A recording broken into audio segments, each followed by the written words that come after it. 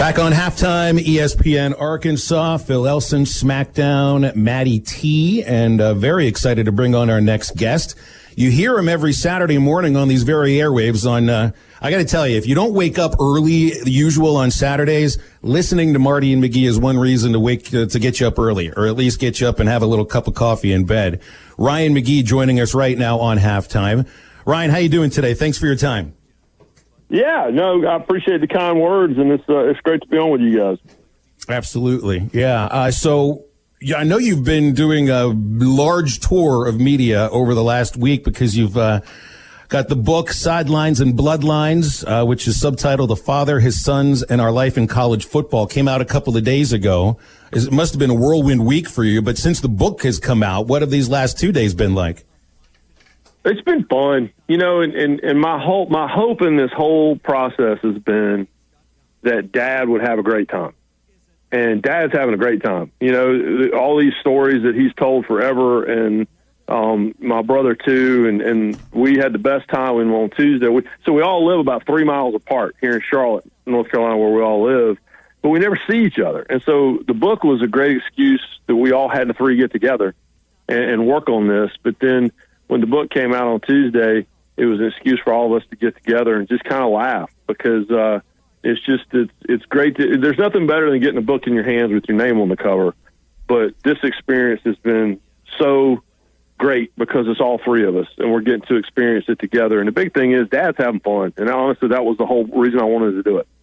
Yeah, I mean, it must just be special to be able to pay a homage to your father and the lessons he taught you and what you learned growing up to a national audience. And so, I mean, let me bring up my first example on how to treat an official properly. And it happened at Three Rivers Stadium, 1982, Pirates game, sitting next to my father, who was teaching me everything about baseball he possibly could. I shout to the first base umpire, Fred Brocklander, who I thought had missed a call with my 5-year-old eyes, and I shouted, "You're a really stupid man." It's the last time I ever did that, thanks to Dad. Something tells me you didn't have that conversation with your father. No, and your dad's my new hero. That's awesome. Most dads just will say, "That's right, son. Let him have it." That's a blankety blank referee. But no, it's I joke, but it's true. My brother and I have been telling everybody all week that we learned how to cuss by listening to Eddie Murphy stand-up cassettes and by listening to people yell at our dad on Saturday afternoons. And people are like, "Well, how do you take it on Twitter, with the people? And how do you take it on, when people call into Marty McGee and yell at you?" I'm like, man, there is nothing that anyone could say to me that I haven't already heard worse, yelled at my dad, from the cheap seats on Saturday. And that's where it was, so officials get a couple of comp tickets each for their families if their families want to come to football games. And as you can imagine, those tickets are not in the luxury box. Those tickets are with the drunk townies, in the end zone. And so, I always felt like it was kind of this cruel, unusual punishment for the officials' families to sit them with, the loudest guy, in the stadium. But my brother and I had a game when we were kids. We would pick the one guy who decided that his job that day was to scream at the referees. And it's like deep sea fishing. We give it about a quarter and a half and let that guy keep yelling and really feeling it, And then all of a sudden my brother and I would stand up and I would go, "Hey, quit yelling at our dad." And my little brother, who was like 10, would look like he was crying. And it would shut that guy down every stadium we went into. So we figured out how to handle that pretty early on. Isn't it amazing how sometimes I think fans forget that athletes are human beings, and they certainly forget that officials are human beings too. But I think it goes further with officials. Like fans, at least, many of them in their minds realize they can't do the things on a field that an athlete does. They can't run that fast. They can't throw that hard. They can't take the hits. They all think they can make the calls, when the fact is they can't, because that's a highly trained eye that's making those calls. That's life experience that's making those calls. That's not just sitting in the stands or watching TV at home. That's the gist that I'm getting. I haven't read your book yet, but that's the gist of the communication that I think you're trying to get out there. Yeah, and that's one of the things that, the first couple of chapters of the book are about Dad's, 7 years of doing high school football and his 10 years of doing small college football. Dad worked 300 games at the FBS level, but it took him it took him 20 years to get there. And, he had these mentors that taught him these lessons that we return to in the book.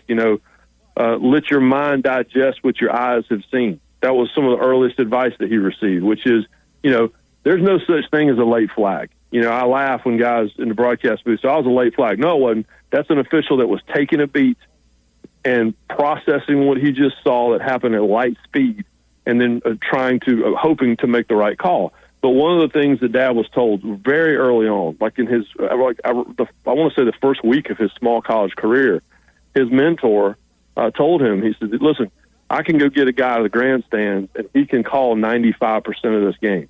But it's that other 5% of the game. It's the big pass interference or not pass interference in the end zone. It's, my dad was a downfield official, a field judge. So it's catch or no catch, inbounds or out of bounds. Did he, when the pylon got knocked down, was the ball out of bounds or was it inbounds? I mean, all those things, and they happen so fast. And I really enjoyed the last several years. The SEC network has done this project with the officials where they'll pick one spring game and they'll take a bunch of on-air personalities, Jordan Rodgers and Mike Golick Jr. and these guys, and they'll put them with the officials in the game. And they did this with me at the University of South Carolina a couple of years ago. And having stood on the sidelines right next to my dad my entire life, I still choked. It's you don't understand till you get out there. Everybody thinks they can kick, the 15-yard field goal to win the game. But you go stand out on the field with that tee and see how far away it actually is and how narrow those uprights are, you realize you can't. And that's very much like it is for anybody that thinks they can officiate. Speaking to Ryan McGee here on Halftime, Ryan, you bring up just kind of an interesting aspect of the officiating, and that's the human element. And I think that's one reason why we love the sport so much, that we cover so much here. But so many people want to criticize officials, and it's almost like it's more than instant replay. And you've seen the direction that baseball is heading with the automated strike zone. Why in your mind are so many sports fans so passionate about the human element of the game when it comes to the athletes, but it's the opposite when it comes to the officials? Well, they don't know who they are, and they don't, and that's part of the goal of this book. And quite honestly, I've tried to do it my whole career. I've kind of developed this reputation as an official defender, and I don't always defend them. If they get the wrong call, they get the wrong call, and that's just how it is. But I've tried to humanize them, and and in the book, we talk about Dad being gone every weekend in the fall, but it's also Dad going to rules clinics, in the summertime, and Dad taking a weekly exam, and Dad watching hours and hours and hours and hours of VHS tapes in our house. He still has his entire library at his house. I catch him watching his old games now. But he, us at the pool in the summertime, my brother and I are in the water, and Dad is sitting by the pool, with his rule book and with a notepad, and he's taking notes. And so Dad figured out, I think it was his last year was the 08-09 season. His last game was the BCS National Championship. It was Oklahoma and Florida, Tebow and Bradford. And Dad had 13 games that year. And I think he figured out at the end of the year that he got paid about 10 cents an hour because it's nonstop. And so, when I try to humanize them a little bit, a lot, because I just want – I'm not an idiot. I know I'm not going to convince everyone to love referees. That's never going to happen. But maybe – I'll make you respect a little bit what it is that they're doing. And they love it. They love it more than, I would argue they love it more than most of the players, more than the coaches, more than most of the fans, because they're volunteering for what's essentially a suicide mission every Saturday. I know one thing that I've always enjoyed, and you bring up, everything with your dad, which is absolutely incredible. And I always enjoyed watching games with my dad, but I feel like watching football with your dad is probably a little bit different being a former official. So what's it like now that he's not officiating games? Oh, he will yell at a ref. That's the part that I tell everybody. So Dad, while he was officiating, was also a college president. He was president of Wingate University, which is a Division II school right outside of Charlotte. And they've got a good football program. They make the playoffs a lot of years. And so, in fact, Frank Reich's brother Joe Reich is the head coach there. But it's a stadium that seats about 1,500 people, and the president's box is really the only box that there is. And when Dad is there for home games, you can hear him if he's angry about a call. So I always tell Dad, no, wait a minute. you always telling everybody not to yell at the refs. I go, but you were laying into that guy. After that, Dad was like, well, it was a terrible call. So watching games with him all my entire life, it's been a constant explanation of what's really going on and an understanding that there's actually 3 teams on the field. And so, if my dad came home from a game, say he worked Clemson, Georgia Tech on Saturday night, and he would come home on Sunday morning, and my brother and I would say, well, now what happened on that punt return? And Dad will go, all right, and he would get me and my brother and my mom and the dog and an ottoman and a rocking chair and put us all in a den and say, all right, you're the returner and you're the defender, and so on. And he would explain it. And that's how I learned football. And other than the kids of coaches and the kids of, NFL players, I don't know that a lot of people were getting that kind of breakdown. Real quick before we let you go, and I think your dad could probably do us a little favor and have a chit-chat with the officials that are going to be doing the Arkansas-Georgia game here coming up and trying to give. I don't know if they can help. Yeah. Real quick before we let you go, though, I mean, it's a big turnaround year, hopefully, here for the Razorbacks this year. Sam Pittman not coming aboard. Just your overall thoughts on the Razorbacks this year, and do you think Sam Pittman is a guy that can get the ship turned around here in Fayetteville?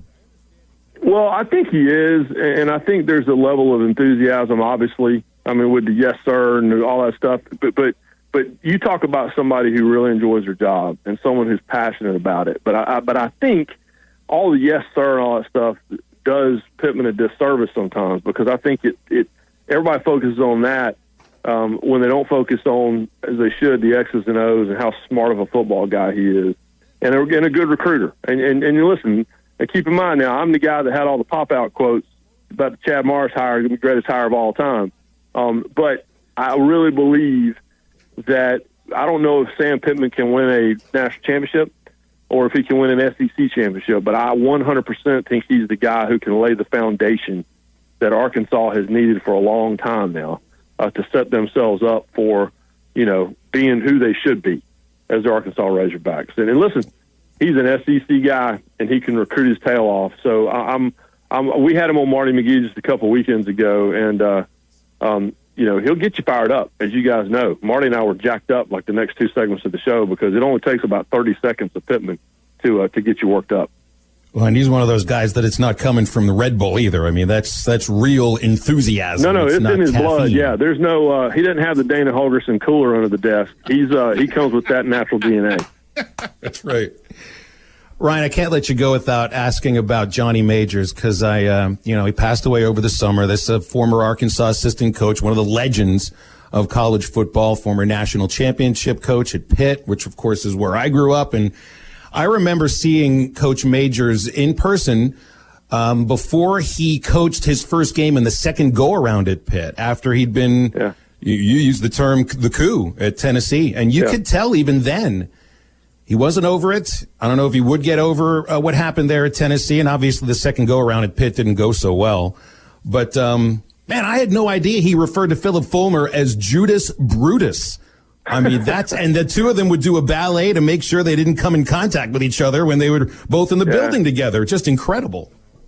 Yeah, and I was a student. I wrote that in the column back when he passed away. I was on the video crew, and every day for 3 years, I was on the tower with him. I just lucky draw. I was on the offensive tower shooting practice every day with a video camera, and I was on the tower with Coach Majors, and so we developed a relationship that we maintain. And I went to Pitt and saw him a couple times. So Dad was a Big East official when Coach Majors went back to Pitt, and so any excuse I could find to get on a plane and go with Dad if he had a game at Pitt or somewhere that Pitt was going, I went because it was a chance to see Coach Majors. And his first year not coaching, he was an associate AD at Pitt, and I spent the day with him. It was a big upset win for Pitt against Miami on a Thursday night, and I hung out with Coach Majors all day, and he was so bitter. But I tell you this, I was so happy that after he passed, most of what I heard, the overwhelming majority of what I heard were stories about how much he meant to Tennessee and stories about how much he meant to Pitt and how much he meant to Iowa State and even his time there at Arkansas, which he loved to talk, by the way, to tell me about him. And I think Bill Dooley was an assistant coach and them getting into trouble running around Fayetteville, by the way, which stories I can never write, but they were good stories. And he loved Kenny Hatfield. He always said Kenny Hatfield made him look like a much better coach than he was. But I was so happy that most of the stories were positive, and they weren't just about the way he was pushed out at Tennessee, because that whole thing is embarrassing. I lived through it. It should be embarrassing to everyone at Tennessee, including especially Phil Fulmer. So I was really happy that what I heard primarily about Johnny Majors when he passed was about him as a player and as a coach and as a man, and not when he was pushed out, in my mind, in